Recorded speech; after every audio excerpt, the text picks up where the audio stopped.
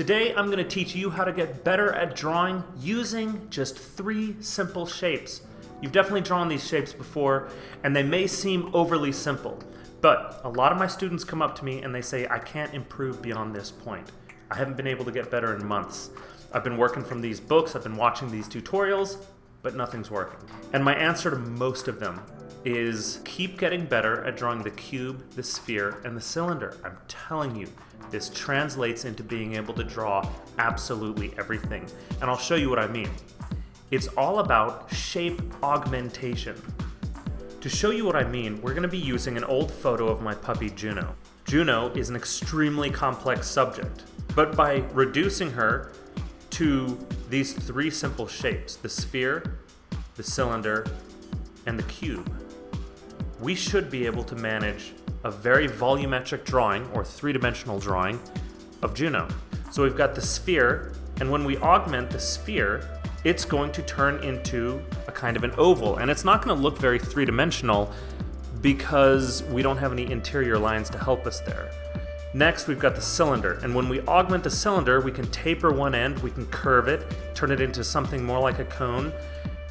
And then lastly, the cube, it's going to turn into what we call a cuboid, meaning it's not symmetrical anymore. We can taper it on one end, we can go wider on the other, and we'll see how these turn into, these 3 shapes augmented are going to create my dog Juno.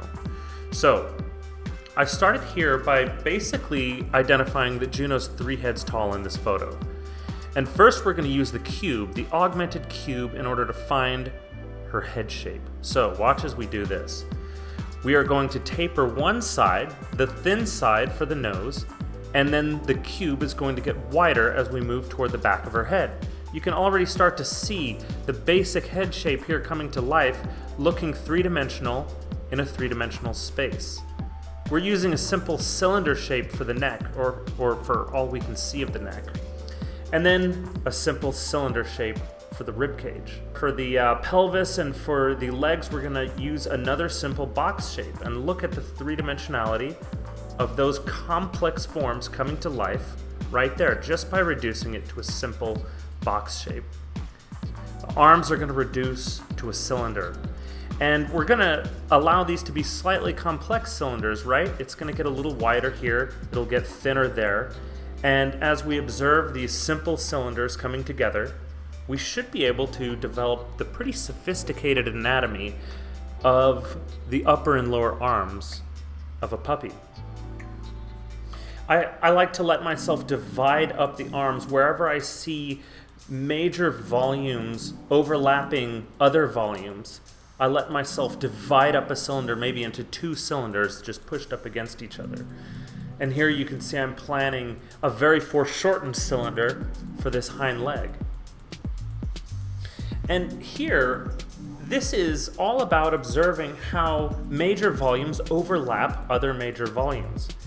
Here, when we're moving in for the head, I'm kind of reducing this where it attaches to the ellipse of a cylinder and then allowing them to simplify into just basic triangular shapes here. And you can see how by just using the cube, the sphere, and the cylinder, moving from simple to complex, never the other way around. Nothing is too simple. All right, so as you can see, you can take any complex subject and make it very doable. You can draw it volumetrically if you just reduce it to its most simple interpretation. Take all the complex shapes and try to see, can I represent this as a cube, a sphere, or a cylinder? And if so, just do it. You can always work more complex in the future, but going from complex to simple, that is extremely hard to do. Go from simple to complex every time. I hope this has been helpful.